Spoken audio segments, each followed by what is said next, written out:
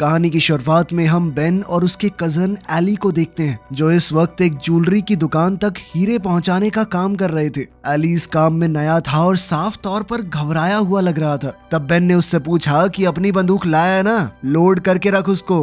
वहीं दूसरी ओर हम डेविस नाम के एक आदमी को देखते हैं जो अभी अभी जागा था। डेविस एक बेहद चालाक चोर लुटेरा है जिसने आज तक न जाने कितनी चोरियां की, पर कभी रत्ती भर का भी सबूत नहीं छोड़ा। अब वो अपने प्लान के मुताबिक एक आदमी का पीछा करने लगा जिसकी कार पे उसने पहले ही ट्रैकर लगा रखा था। उसने एकदम आराम से मसूद नाम के उस आदमी की गाड़ी को ओवरटेक किया और एक पतली सड़क पर गाड़ी बीच में ही रोककर डिग्गी खोल दी। जैसे ही मसूद गाड़ी से उतरा कि भाई साइड हो, रास्ता साफ कर, डेविड ने तुरंत उस पर बंदूक तान दी और पूछा कि कोई हथियार तो नहीं है तुम्हारे पास। मसूद ने कहा कि गाड़ी के अंदर है। डेविड ने मसूद से उसके फोन का पिन पूछकर उसे डिक्की में बंद कर दिया, ये कहते हुए कि पानी है उसमें। फिर उसने जल्दी से गाड़ी से उसका फोन निकाला और वहां से चल दिया। उधर ज्वेलरी की दुकान के मालिक सैमी ने बेन से नए लड़के के बारे में पूछा। फिर सैमी ने बेन को एक ब्रीफकेस दिया जो नकली हीरों से भरा हुआ था। फिर उसने अलग से सच बताया, वो लोग असल में हीरों के 2 सेट ले जा रहे हैं जिनकी कीमत लगभग $3 मिलियन थी। असली हीरे बेन के मोजों में छुपाए गए थे। उसने बेन से कहा कि वो नया लड़का है ना, उसे इस बारे में मत बताना। बाहर जाकर सैमी ने एली से कहा कि अपनी बंदूक दिखा। बंदूक देखकर वो कहने लगा कि ये इतना पुराना असला कहां से लेकर घूम रहा है तू, कभी हाथ में फट जाएगी। उसने एली को एक बेहतर बंदूक देते हुए कहा कि काम पूरा होने के बाद वापस कर देना मुझे, और इशारा किया कि बाहर एक गाड़ी तुम लोगों को फॉलो करेगी तुम्हारी सेफ्टी के लिए। जैसे ही बेन और एली वहां से निकले, डेविस ने दुकान के बाहर गाड़ी खड़ी की और उनका पीछा करना शुरू कर दिया। जब वो एकदम शांत डिलीवरी वाली जगह पर पहुंच गए तो डेविस ने नकाब पहना, उनकी गाड़ी में टक्कर मारी और तुरंत दोनों के ऊपर बंदूक तान दी। एली तो बेचारा वहीं जम गया। फिर डेविस ने बेन को अपने फोन पर उसके घर की वीडियो दिखाते हुए उसकी बीवी का नाम लिया कि मेरा आदमी तेरे घर के बाहर खड़ा है। उसने एली से कहा कि दोनों अपने फोन्स और गन्स मेरी गाड़ी के अंदर फेंक दो, जो एली ने तुरंत कर दिया। उसने असली हीरे और उनकी कीमत का सर्टिफिकेट दोनों मांगे और साथ ही ये भी साफ कह दिया कि मुझे ब्रीफकेस में कोई दिलचस्पी नहीं है। अब बेन ने पहले तो ना समझने का नाटक किया कि भैया मुझे तो ब्रीफकेस ही मिला था, लेकिन डेविस ने सीधा कहा कि ये हीरे इंश्योर्ड हैं, मालिक को इंश्योरेंस कंपनी से पैसे मिल जाएंगे, तू क्यों अपनी जान दे रहा है। डेविस बहुत कुछ जानता था, इसलिए बेन ने आखिरकार मान ही लिया कि असली हीरे उसके बाएं मोजे में छुपे हुए हैं। उसने धीरे से उन्हें निकाल कर दिखाया। डेविस ने हीरे ले लिए और जल्दी से मसूद को अपनी गाड़ी की डिक्की से बाहर निकाल दिया,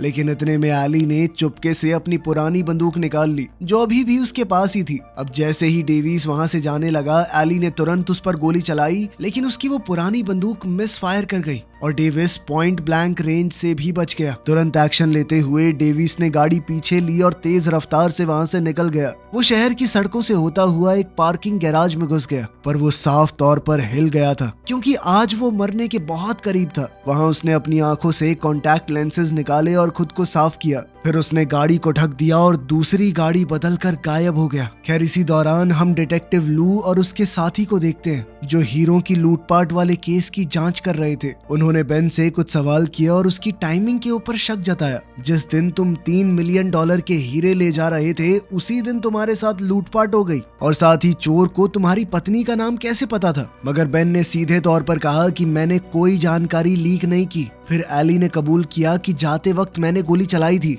लेकिन निशाना सही नहीं लगा। डिटेक्टिव्स ने यह भी पूछा कि जब मौका था तो चोर ने गोली क्यों नहीं चलाई। खैर लू का मानना था कि ये काम किसी ऐसे अपराधी ने किया है जो उन्हें काफी टाइम से ट्रैक कर रहा था। साथ ही वो जो भी इंसान है वो वायलेंस से बचता है और इसी हाईवे के आसपास कांड करके तुरंत गायब हो जाता है। दूसरी ओर इसी वक्त डेविस अपने फ्लैट पर पहुंच गया और हीरे उसने एक कप में डाल दिए। जब उसने अपना नकाब देखा तो उस पर खून के दाग नजर आए। अचानक उसे एहसास हुआ कि शायद पार्किंग गैराज में जो गाड़ी छोड़ी है उसके अंदर भी खून रह गया हो। शाम को डेविस मिस्टर मनी नाम के अपने एक साथी से मिला जो उसके चोरी किए हुए सामान को बेचने का काम करता था। उस आदमी ने पूछा कि सब कैसा चल रहा है। तब डेविस ने बताया कि आज चोरी में थोड़ी गड़बड़ हो गई, मैं बाल बाल बचाऊं मरने से, यहाँ से गोली गई है मेरे। साथ ही उसने कहा कि अगला प्लान जो हमने बनाया था वो बहुत खतरनाक लग रहा है, अब मुझे मैं शायद कर नहीं पाऊंगा। इस पर उस आदमी ने सीधे सीधे पूछा कि इससे बेहतर प्लान है क्या तेरे पास। तो डेविस ने कहा कि मैं इस पर काम कर रहा हूँ। उस रात डेविस ने शैरन के बारे में जानकारी निकालनी शुरू की। जो कि एक इंश्योरेंस कंपनी में काम करती है। शैरन इस वक्त भी मुनरो नाम के एक बहुत अमीर आदमी को अपनी पॉलिसी बेचने की कोशिश कर रही थी। उसने उसके शानदार घर की तारीफ की और कहा कि कंपनी ऐसे ही लोगों को तो बचाना चाहती है सर, गरीबों के पास खोने को है ही क्या। शैरन ने अमीर बुढ़े की तारीफ की और लग रहा था कि मुनरो उसकी बात मान के डील साइन कर ही देगा, लेकिन फिर गलती से शैरन ने मुनरो की होने वाली मंगेतर, जो कि बहुत जवान थी, उसे उसकी बेटी समझ लिया और वहां से डील होने के चांसेस भी थोड़े कम से हो गए। जब उसके साथियों ने पूछा कि डील हुई कि नहीं तो उसने कहा कि वो अभी सोच रहा है। फिर उसने अपने बॉस फिल से अपनी प्रमोशन के बारे में पूछा, लेकिन फिल ने बात टरका दी। खैर, जो $3 मिलियन के हीरे चोरी हुए थे उसकी इंश्योरेंस शैरन की कंपनी ने ही कर रखी थी। शैरन के बॉस फिल ने उससे कहा कि पुलिस में तुम्हारे कांटेक्ट है ना, तो तुम ये वाला केस संभालो। किसी भी तरीके से अगर जल्द से जल्द चोर पकड़े गए तो हमें ये पैसे नहीं देने पड़ेंगे। लेकिन शैरन मुनरो वाले केस से हटना नहीं चाहती थी, लेकिन मौके का फायदा उठाते हुए मलीन नाम की लड़की तुरंत बीच में कूद गई और उसने कहा मैं संभाल लूंगी वो वाला काम। खैर, शैरन को ना चाहते हुए भी मानना पड़ा। इस वक्त सैमी नाम के उस ज्वेलर से भी लूट के बारे में पूछताछ की जा रही थी। डिटेक्टिव्स को यह भी शक था कि कहीं इंश्योरेंस का पैसा खाने के चक्कर में चोरी खुद ही तो नहीं करवाई गई। मगर सैमी तुरंत अपना बचाव करने लगा। उसने कहा कि 27 साल से मैं अपनी दुकान चला रहा हूँ और साथ में 2 और स्टोर बना चुका हूँ। अब मैं अपनी रेपुटेशन को रिस्क पे क्यों डालूंगा। उसने जोर देकर कहा कि मैंने डिलीवरी के बारे में किसी को फोन नहीं किया, सिर्फ एक मेल भेजा था। ये सुनते ही डिटेक्टिव लू समझ गया, अगर चोर ने उसकी ईमेल को ही हैक कर लिया हो तो उसे शिपमेंट की सारी जानकारी मिल गई होगी।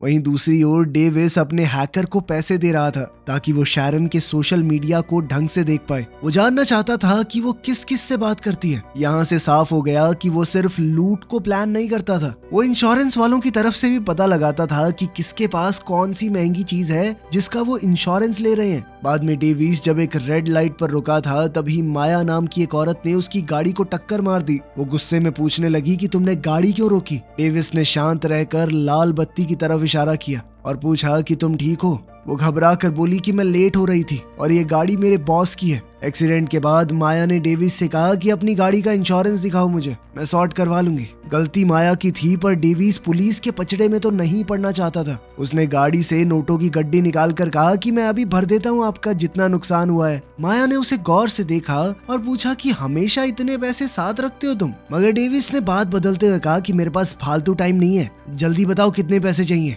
पर माया ने मना कर दिया। उसने कहा कि कंपनी की गाड़ी है, मुझे सही तरीके से रिपोर्ट करना पड़ेगा वरना मुझे नौकरी से निकाल देंगे। जिसके बाद डेविस को मजबूरन उसे अपनी इंश्योरेंस पॉलिसी दिखानी पड़ी। बाद में शैरन एक कैफे में डिटेक्टिव लू से मिली ताकि हीरों की चोरी के बारे में बात कर सके। उसने कहा कि ज्वेलर और कुरियर दोनों के ऊपर लाई डिटेक्शन टेस्ट करवाओ। ये सुनते ही लू तुरंत समझ गया कि इंश्योरेंस वाले पैसे देने से बचना चाहते हैं। खैर, फिर लू ने उसे कुछ डेटा दिखाया जिससे ऐसा लग रहा था कि इस क्राइम में इंश्योरेंस कंपनी के अंदर कोई शामिल हो। खैर, फिर लू ने बातों बातों में बताया कि जो लोग तुमसे इंश्योरेंस कराते हैं उन्हीं के वहाँ पे चोरी हो जाती है। इससे तो ऐसा लग रहा है कि इंश्योरेंस कंपनी में कोई अंदर का आदमी मिला हुआ है चोरों से। खैर, बाद में पुलिस स्टेशन जाकर भी लू ने इसी थ्योरी पर काम किया। उसने पुराने केस निकाले, छोटी मोटी लूट को हटा दिया। क्योंकि चोर वायलेंस से बचता था तो उसने ज्यादा वायलेंस वाले केस भी हटा दिए। जो केस बचे उनके अंदर उसे एक पैटर्न दिखाई दिया।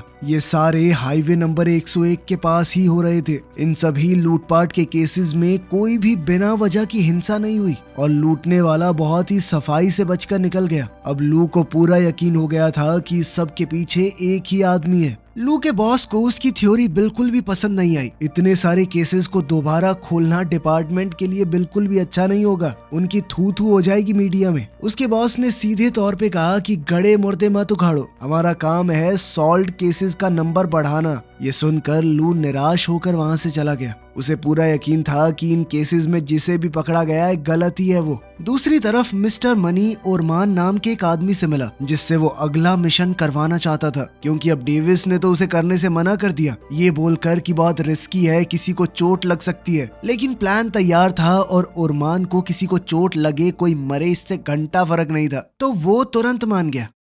अगले दिन प्लान के मुताबिक एक डिलीवरी वाला बंदा हीरे एक ब्रीफकेस के अंदर लेकर उसे अपने हाथ से हथकड़ी से बांध के जैसे ही अंदर घुसने लगा, पीछे से ओरमान उस पर टूट पड़ा। उसने बंदूक दिखाते हुए सबको डराया। उसके अंदर दया नाम की चीज ही नहीं थी। उसने कुरियर वाले को बहुत मारा और आखिरकार चाबी निकलवा ली। फिर एक औरत को उठाकर उसने जबरदस्ती सारे गहने एक बैग में भरने को कहा और आखिर में भी गोली चलाकर सबको डराने के बाद वहां से निकला। इसी दौरान डेविस ने माया को माइक के नाम से मैसेज भेजा और उसे डिनर के लिए पूछा। माया मान तो गई, लेकिन उस रात वो डेट के लिए थोड़ा लेट पहुंची। ये जगह माया को थोड़ी फैंसी लग रही थी। उसने कहा कि मैं थोड़ी नॉर्मल सी जगह पे जाना चाहती हूँ, तो दोनों वहाँ से निकलकर एक स्ट्रीट फूड वाली जगह पर आ गए। क्रिस की इस खतरे से भरी हुई ब्लैक एंड व्हाइट जिंदगी के अंदर माया एक रंग की तरह आई थी। उनकी डेट भी काफी अच्छी गई। माया के जाने के बाद डेविस पास के एक टेलीविजन को देखने लगा। ब्रेकिंग न्यूज में एक ज्वेलरी शॉप के अंदर हुई लूटपाट दिखाई जा रही थी, जो आज सुबह 10 बजे के करीब हुई थी। लुटेरे ने पूरा टाइम मोटरसाइकिल हेलमेट पहना हुआ था, जिससे उसका चेहरा कोई नहीं देख पाया। रिपोर्टर ने इसे भी काफी समय से हो रही हाई प्रोफाइल चोरियों से जोड़ा। पुलिस गवाहों की मदद से कोई सुराग बटोरने की कोशिश कर रही थी,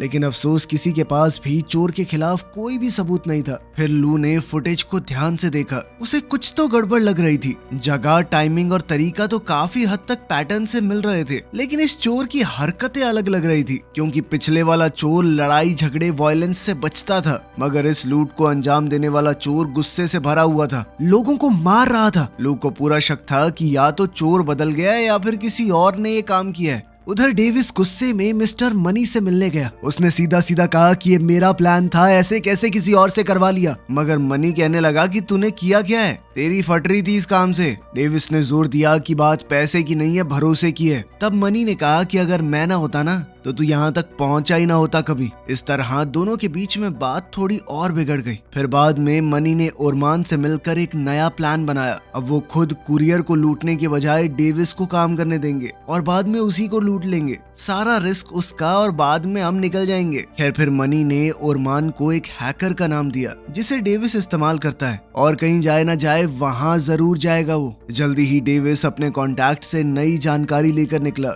इतने में ओरमान ने चुपके से उसकी गाड़ी पर एक ट्रैकर लगा दिया। इधर अपने फ्लैट पर वापस आने के बाद डेविस ने शैरन के शेड्यूल और उसकी पर्सनल डिटेल्स पर ध्यान से रिसर्च की। फिर अगले दिन वो उसे बड़े नॉर्मल तरीके से बाहर मिला। उसने उसकी गाड़ी की तारीफ की तो शैरन ने मजाक में कहा कि जिंदगी बोरिंग गाड़ियों के लिए बहुत छोटी है। शैरन ने उससे पूछा कि तुम्हारे पास कौन सी कार है, तो उसने पूरे टशन में जवाब दिया कि डिपेंड करता है कौन सा दिन है, आज तो मेरे पास एक खास गाड़ी है। इस पर शैरन हंसी और बोली कि अगर तुम इतनी आसानी से गाड़ी बदल सकते हो तो मुझे भी तुम्हारा ही काम ज्वाइन कर लेना चाहिए। तब डेविस ने उससे कहा कि अच्छा चलो मॉडल गेस करो कौन सी कार है, अगर तुमने सही गेस किया तो मैं तुम्हें चाबी दे दूंगा। फिर उसने थोड़ा सोचा और एक गाड़ी का नाम लिया, साथ ही उसने कलर भी गेस किया। कलर तो एकदम सही था, लेकिन बदकिस्मती से मॉडल गलत निकला और इस तरह दोनों के बीच में बढ़िया बातचीत शुरू हो गई। डेविस ने शैरन को भी अपना नाम माइक बताया। उधर पुलिस स्टेशन में टीम ने लूट की आखिरी कैमरा इमेज देखी। अब लू ने दोबारा पूछा कि ये आदमी जो है ये 101 हाईवे के आसपास दिखा है कभी, जिसका जवाब था नहीं,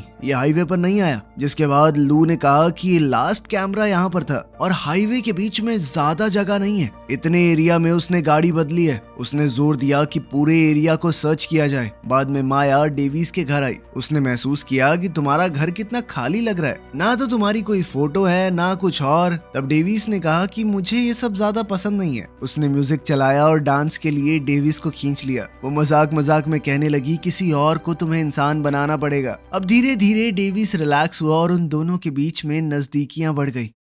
फिर अगली सुबह डेविस को एहसास हुआ कि कोई तो उसका पीछा कर रहा है। उसने अपनी गाड़ी चेक की और जल्द ही एक ट्रैकर ढूंढ लिया। अब उसने तुरंत ही नया फ्लैट ले लिया और जगह बदल दी। उसी वक्त लू ने पार्किंग गैराज में छोड़ी हुई चोर की गाड़ी को ढूंढ निकाला। साथ ही फोरेंसिक्स को वहां खून की एक बूंद मिली। लू ने बड़ी उम्मीद के साथ उसे डीएनए टेस्ट के लिए भेज दिया। फिर बाद में डेविस शैरन से एक आर्ट म्यूजियम में मिला। डिनर के दौरान शैरन ने अपना काम समझाया कि वो अमीर क्लाइंट्स की महंगी चीजों की इंश्योरेंस करती है। तब डेविस ने उसे सच बताया। उनकी मुलाकात कोई इत्तेफाक नहीं थी, वो उसके बारे में पहले से जानता था और एक बिजनेस ऑफर देना चाहता है उसे। मगर शैरन तुरंत समझ गई कि वो एक चोर है। उसने सीधा मना कर दिया और कहा कि मैंने अपनी पूरी जिंदगी ईमानदारी से काम किया है। लेकिन डेविस ने कहा कि तुमने किया होगा, पर जिन अमीर लोगों को तुम इंश्योरेंस दे रही हो उन्होंने तो पक्का नहीं किया। इस पर शैरन खड़ी हुई और वहाँ से चली गई। बाहर डेविस ने उसी राइडर को देखा जो उसका पीछा कर रहा था। उसने तुरंत अपनी गाड़ी उसके पीछे लगा ली और दोनों के बीच एक चूहे बिल्ली का खेल शुरू हो गया। ओरमान काफी देर तक बचकर भागता रहा, लेकिन आखिरकार एक गाड़ी से टकराकर नीचे गिर गया। फिर वो लंगड़ाता हुआ एक पास वाली बिल्डिंग में गया।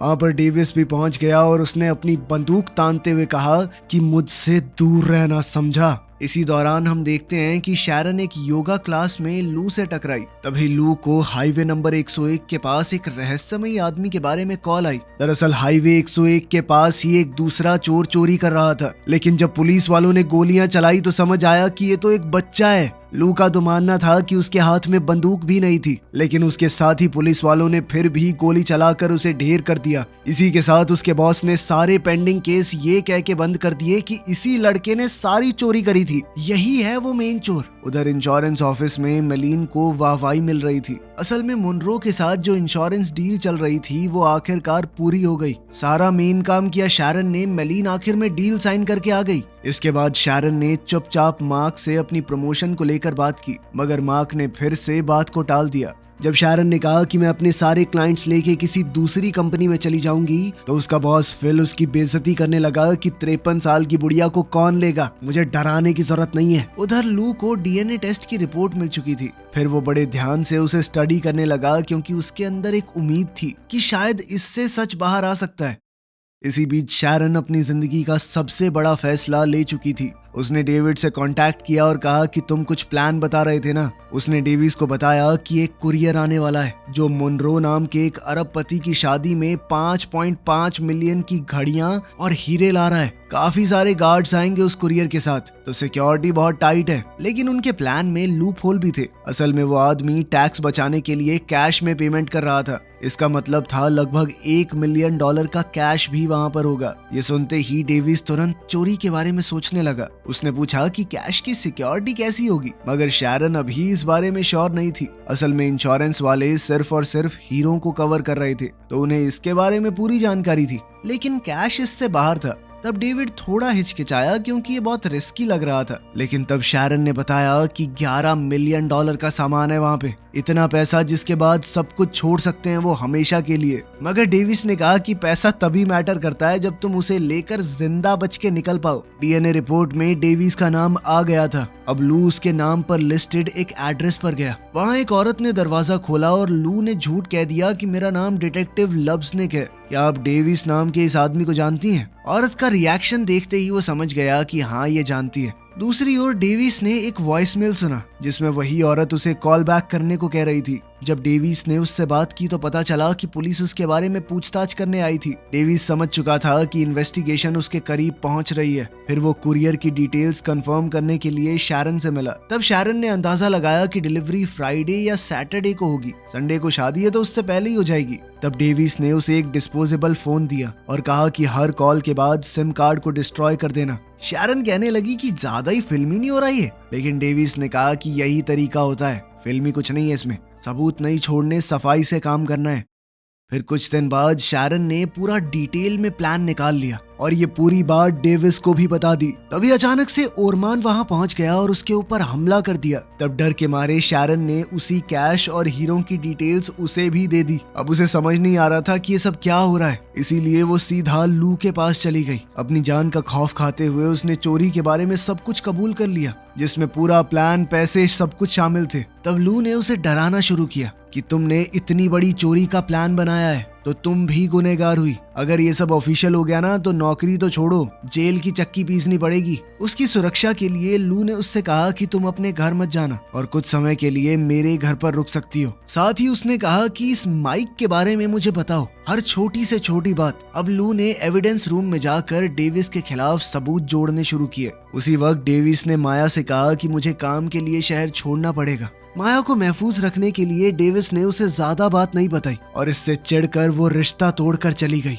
उसे खोकर डेविस बहुत फ्रस्ट्रेटेड था। खैर फिर लूट वाले दिन डेविस एयरपोर्ट की तरफ बढ़ा, जबकि उसे ये बिल्कुल नहीं पता था कि ओरमान के पास भी पूरी इन्फॉर्मेशन है और साथ ही लू भी उसके प्लान के बारे में जानता है। डेविस बड़ी चालाकी से ड्राइवर के पास गया और उस पर बंदूक तान कर उसे किडनैप कर लिया। अब वो खुद ड्राइवर बनकर कुरियर को लेने जाने वाला था। वहीं लू मिस्टर फॉस्टर के नाम से अंडरकवर बैंक कुरियर से मिला। अब वो घड़ियों और हीरो वाला बैग लेकर खुद कुरियर बन के आ गया। गाड़ी में नकली ड्राइवर और नकली कुरियर दोनों चले हुए थे। जल्द ही वो उस होटल में पहुंच गए जहां मुनरो रुका हुआ था। जैसे ही वो कमरे में पहुंचे, डेविस ने तुरंत बंदूक निकालकर सबको नीचे बैठने को कहा। साथ ही कहा कि वो कैश निकालो जो तिजोरी में भरा हुआ है। जब लू डेविस के कहे मुताबिक ब्रीफकेस से घड़ियां और हीरे निकालकर उसके लिए एक बैग में भरने लगा तो पता चला उसने अंदर एक बंदूक रखी हुई थी। वो उसने निकाल कर डेविस पर तान दी और बताया कि मैं एक पुलिस वाला हूँ, सरेंडर कर दे। इस पर डेविस ने कहा कि मैंने कभी किसी को चोट नहीं पहुंचाई,